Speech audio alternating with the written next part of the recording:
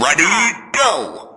Hey, what's up guys? It's me again, Titan, and welcome to another video. So today's video ay gagawa tayo ng charan!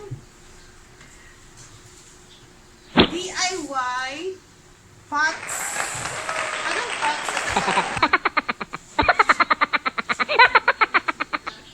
Paso.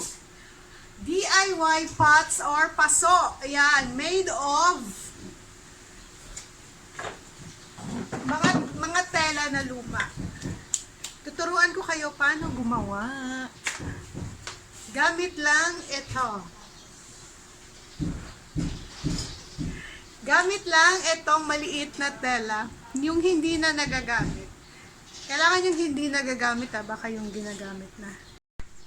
So yun guys, ipapakita ko muna sa inyo yung mga finished product na nagawa na namin in 1, 2, 3, go!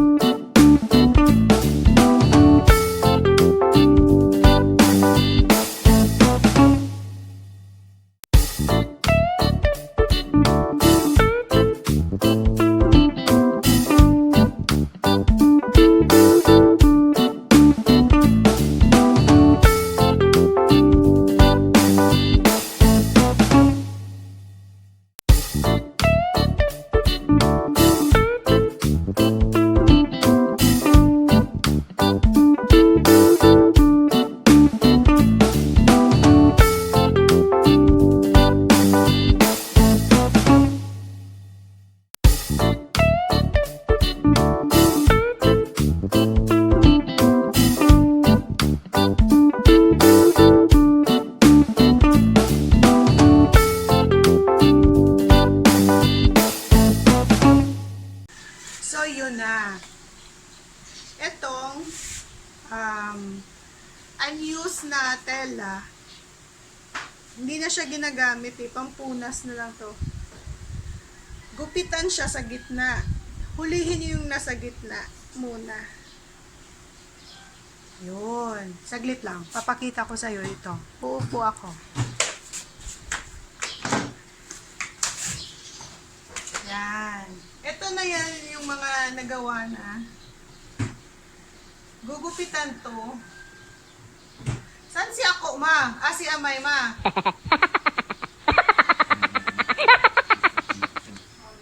Yan. Bubutasan yan. Kasi, dito yun. Yan. Bubutasan siya.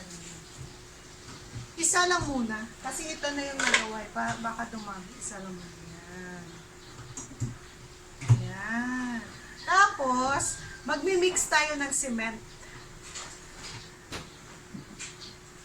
Certified plantitas ba kayo? Let's go! Hindi nyo na kailangan bumili ng paso. Kasi, ito na yung gagamitin nyo. Isa lang. Ito na yung gagamitin nyo. Ito yung cement. Kahit anong cement, basta feel nyo or bet nyo gamitin, okay na yon. Ipakita ko muna sa inyo yung mga natapos na. Iba-iba yung design. Tapos, iba-iba yung color. Ito purple. Ito yung malaki, large. Made of, ano pa rin, mga lumang tela. Tapos yan yung butas na sinabi ko sa inyo kanina, yung gugupitan natin sa gitna, bago natin i-soak sa cement. Kailangan may butas siya dito. Yan, iba-iba yung design niya. Ito yung malaki, maganda siya. Bongga. Tapos, meron din, iba yung design. Yan. Diba? Fairy design. Pwede naman siyang ibenta. Ganito kalaki siguro mga 100 pesos. Yun.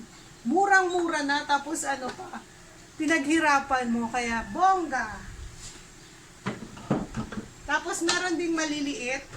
Yan. Napaka-cute. Maganda siya lagyan ng mga succulents. Tsaka yung mga purifier na tanim. Ayun. Butasan yan siya sa gitna. Napakaganda niya. Meron na ako dito tinanim. Ayan siya. Yun, di ba? Ang ganda. Ang ganda niya. Iba yung design, tsaka ito yung favorite color ko, kaya gusto ko yan. So, ito na guys. Sisimulan na natin yung pag-soak ng tela sa cement. Imimix natin ang water. Ayan, meron akong water dito. In 1, 2, 3, tara! Ayan, lagyan natin ng water. Ay, konti lang daw. Konti lang.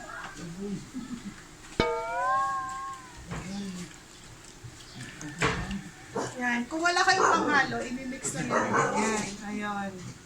Imimix siya natin. Yun. Tapos, saglit lang daw. Ay, bago pala ang lahat, kailangan meron kayong hulmahan. Kahit ano lang. Ito yung binigay sa akin ni Kuya, hulmahan. Ano siya parang plastic siya. Tapos, nirap siya sa masking tape or packing tape. Nirap siya sa packing tape. Ayan. Dito siya ihuhul mamaya. Nabulol ako. Dito siya ihuhul. Ayun, nahulog. Dito siya ihuhulma mamaya. Kaya daw may packing tape to para mabilis siyang makuha kapag natuyo na. So, gagawin yan mamaya dyan. Yan. Kahit ano lang, yung gusto nyong, gaano kalaki yung gusto nyong size, pwedeng-pwede to. So, meron akong ditong patungan. Ayun. Meron tayo ditong patungan.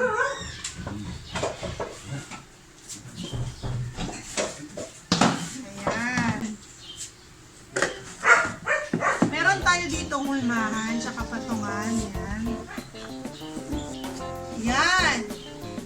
Meron tayo ditong, kaya nag-set na talaga ako ng sarili kong workplace. Meron tayo ditong hulmahan, tapos ito yung sinabi ko sa inyo kaninang tela na hindi na ginagamit. Tapos, ito na yung cement na nilagyan lang ng water, pure cement siya. Konti lang yung ilagay nyo kasi yun yung feel ko. Kung gaano kakapal yung gusto nyo, bahala kayo. Basta, ayan. Haluin lang ng haluin. Tapos, okay na. Okay na. Tapos ito, ano daw to? Ibasain daw to. Tapos, start ka na dyan. Mag-soak dyan.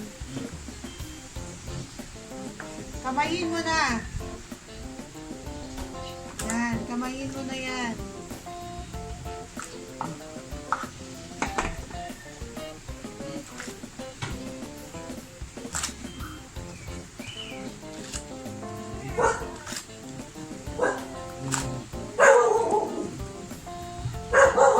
Magiging itsura niya guys after mo malagay sa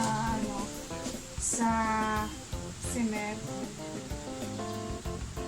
Yan. Tapos ilalagay siya dito. Yun. Pwede mo siyang lagyan ng design kapag matuyo siya, pwede siyang lagyan ng design. Gawa tayo ng parang Snow White na design.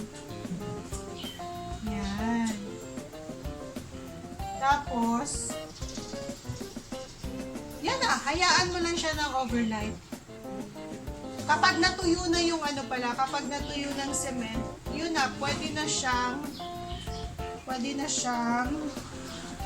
tanggalin sa lagayan niya. Tapos, pwede mo na siyang pinturahan. Pero ipapakita ko sa inyo yung finish, na natuyo na. Igaganyan pala siya.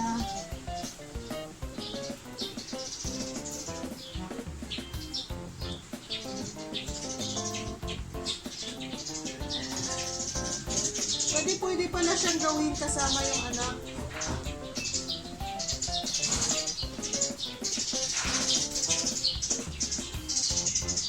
Ayan na. Wait. Ito na yung finished product natin. Papakita ko sa inyo yung yung tapos na siya. Pag natuyo na, bukas. Bukas pa ito matutuyo eh. Yan lang, napakadali lang. Sobrang dali lang.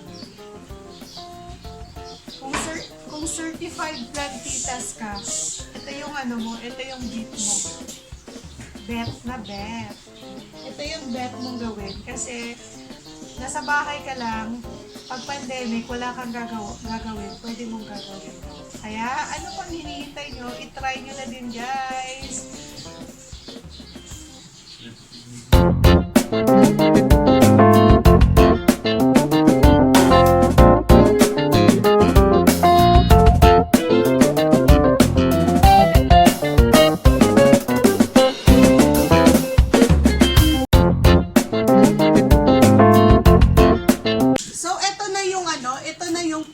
Finished product natin.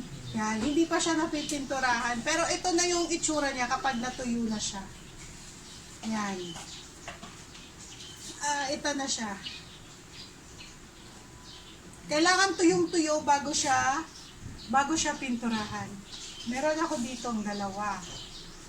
Yan. Pwede mo rin siyang gawing business. Pwede mo siya ibenta ganito kalaki, mga 80 or 50 pesos.